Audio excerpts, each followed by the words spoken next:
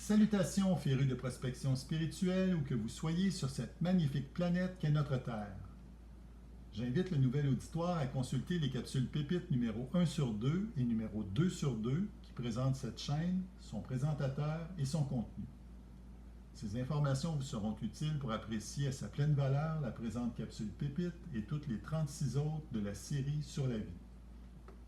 Pour accompagner la série sur la vie en fichier de format PDF, j'ai opté pour produire un concept de capsule pépite sous la forme de vidéo qui ne se substitue point au fichier PDF mais les complète.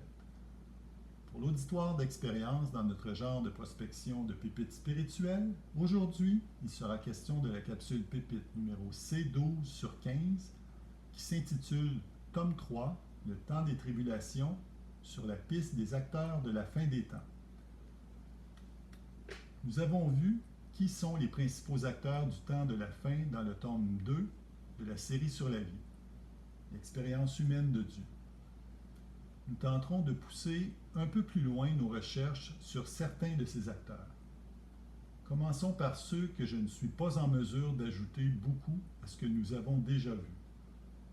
Les deux témoins. Je n'ai pas encore réussi à identifier des candidats potentiels à ce titre. Il y a bien plusieurs personnes qui parlent de Dieu sur Internet, mais ont-elles le pouvoir réel de fermer les cieux? Je n'en sais rien. L'Église triomphante est une immense foule de gens qui seront demeurés fidèles à Dieu malgré la très grande détresse traversée.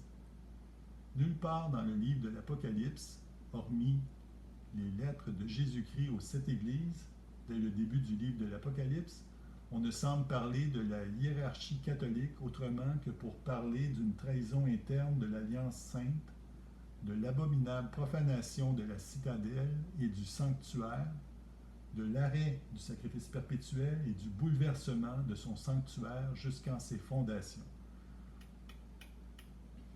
La Grande Babylone représente les gens les plus fortunés de la terre qui vivent dans le luxe, la sulfure et sont des criminels. Ces personnes sont très peu nombreuses et se servent de compagnies écrans et de fonds d'investissement pour que leur identité demeure cachée aux yeux du public. Ils se servent de sbires qui sont à leur service pour exécuter leur manigance, leur fourberie et leur tromperie. Qui retrouve-t-on très fréquemment comme principaux actionnaires parmi les grands conglomérats de la planète? Si vous avez nommé l'un des noms suivants, vous êtes sur la bonne piste. BlackRock, Vanguard, State Street, Merrill Lynch, etc.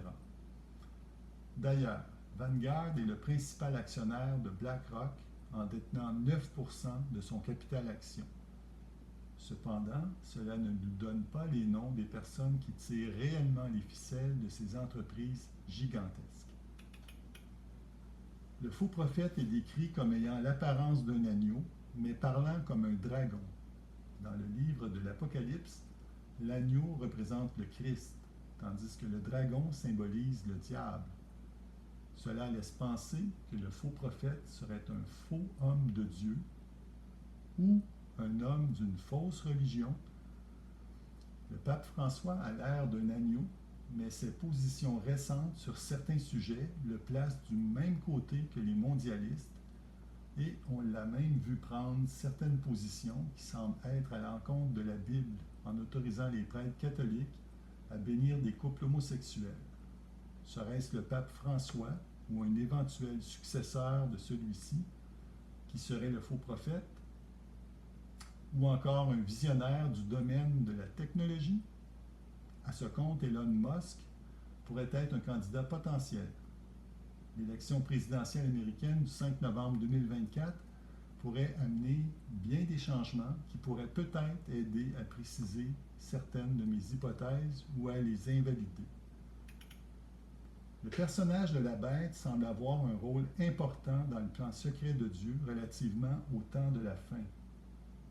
La bête aura l'appui du faux prophète et de 10 rois, et ils dévoreront les chairs de la grande prostituée et la consumeront par le feu.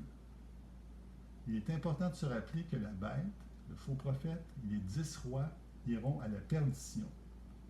Ce ne sont pas nos sauveurs. Le dicton qui prétend que l'ennemi de mon ennemi est mon ami est un sophisme. La vérité est plutôt l'ennemi de mon ennemi n'est pas forcément mon ami.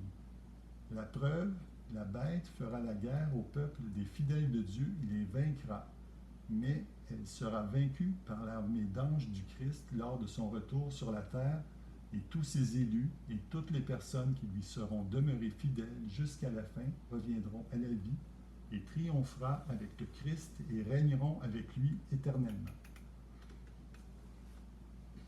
Le livre de l'Apocalypse donne davantage de détails sur la bête que sur les autres personnages principaux du temps de la fin.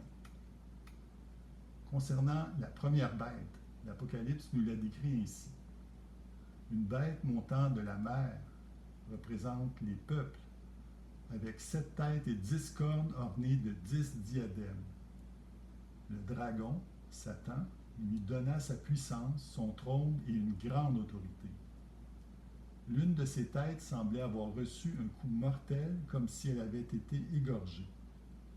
La blessure dont elle aurait dû mourir fut guérie. Là-dessus, le monde entier, rempli d'admiration, se rangea derrière la bête. Les peuples adorèrent le dragon parce qu'il avait donné son pouvoir à la bête. Elle reçut le droit d'exercer son autorité sur tout peuple, toute tribu, toute langue et toute nation pendant 42 mois. La bête à l'esprit démoniaque était, elle n'est plus et elle viendra. Elle montera de l'abîme pour aller à la perdition. C'est ici qu'il faut une intelligence éclairée par la sagesse. Ces 7 têtes sont aussi 7 rois, dont 5 ont déjà été renversés. Un siégeait au moment de cette révélation. Le 7e roi n'est pas encore venu. Une fois qu'il sera là, il ne doit rester que peu de temps. La bête qui était et n'est plus, elle est elle-même un 8e roi. Les 10 cornes sont 10 rois à venir. Ils exerceront l'autorité royale pendant 1 heure en commun avec la bête. Les 10 cornes poursuivront un même but et mettront leur autorité et leur puissance au service de la bête. Les 10 cornes et la bête feront la guerre à l'agneau, mais ce dernier les vaincra. Tous les habitants de la terre adoreront la bête, tous ceux dont le nom n'est pas inscrit depuis l'origine du monde dans le livre de vie de l'agneau égorgé. Ce livre de vie servira au moment du jugement dernier.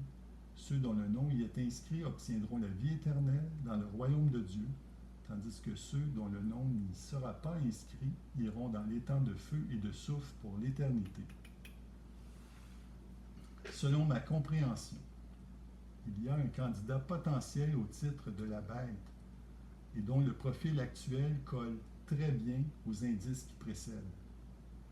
Ce personnage a été roi des États-Unis d'Amérique de janvier 2017 à janvier 2021. Ce même personnage a survécu à une tentative d'assassinat en date du samedi 13 juillet 2024. On le voit sur vidéo avec son sang qui dégouline le long de sa mâchoire et dans son cou, peu de temps après la tentative d'assassinat.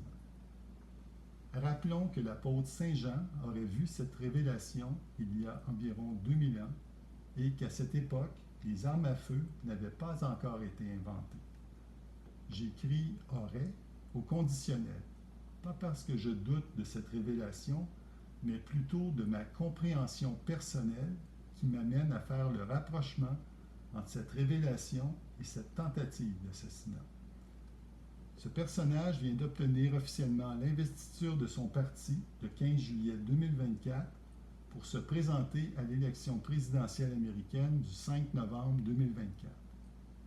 On peut entendre ce candidat en entrevue sur Internet déplorer la corruption qui afflige son pays et promettre qu'il fera le ménage de toute cette corruption s'il est élu président de nouveau. Doit-on être surpris que ce personnage ait sur son dos la classe politique, et pas seulement celle de son pays, ainsi que les médias de masse un peu partout sur la planète? Doit-on être surpris qu'il semble avoir l'appui d'un grand nombre d'Américains et un peu partout dans le monde? Doit-on se surprendre que ce personnage était dans le trou jusqu'au cou il y a encore très peu de temps, en étant condamné sous 34 chefs d'accusation criminels jusqu'à ce qu'un jugement de la Cour suprême de son pays lui accorde l'immunité pour tous les gestes qu'il a posés alors qu'il était le président de son pays? Le 5 novembre 2024 est une date clé à suivre de très près advenant la réélection de l'ex-président américain. La grande prostituée symbolise les corrompus qui sont à la solde de la grande Babylone, qui représentent et défendent ses intérêts, qui siègent sur tous les continents, trompent toutes les nations et sont sur le dos de la bête. À partir de tous ces indices, j'identifie 2 candidats en lice pour le titre de la grande prostituée. La classe politique mondiale, suivie de près par les médias de masse. Et si la grande prostituée était ces 2 catégories, on comprend soudainement leurs commentaires désobligeants sur Donald Trump, dont ils semblent autant le détester que le craindre. Peut-être ont-ils raison. Après tout, ce sera à suivre avec un très grand intérêt et une très grande attention afin d'éviter de se laisser tromper.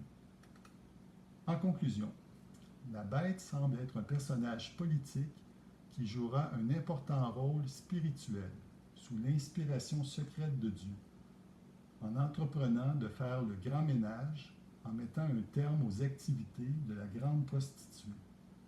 Dieu détruira la grande Babylone par le feu après lui avoir infligé de nombreux châtiments.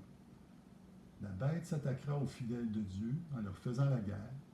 La bête pourra compter sur l'aide du faux prophète qui trompera toutes les personnes dont le nom n'est pas inscrit dans le livre de l'agneau égorgé, en les amenant à adorer la bête et à accepter de porter sa marque sur leur front ou sur leurs mains.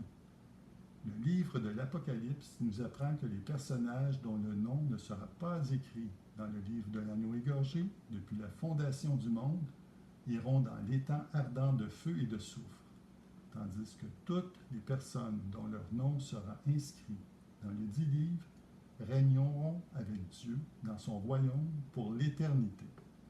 Toutes les personnes qui aiment Dieu et font sa volonté en obéissant au commandement de Dieu auront leur nom inscrit dans le 10 livres, si important.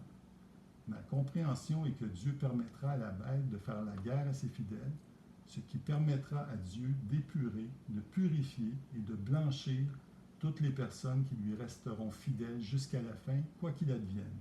Et ainsi, elles reviendront toutes à la vie lors du retour du Christ. En terminant, pour en apprendre davantage sur le sujet abordé, je vous invite, si ce n'est déjà fait, à télécharger gratuitement les fichiers en format PDF que vous trouverez à l'intérieur de la capsule Pépite numéro 1 sur 2 et à lire dans l'ordre croissant des tomes la trilogie Série sur la vie, une œuvre fondamentale et pratique d'une 20aine de pages de contenu par tome que j'ai écrite. Elle relate ma compréhension de plusieurs aspects importants de la vie, du sens profond de l'expérience humaine, du dessein de Dieu et qui partage les réponses trouvées aux questions fondamentales: qui sommes-nous? D'où venons-nous? Quoi faire de notre vie?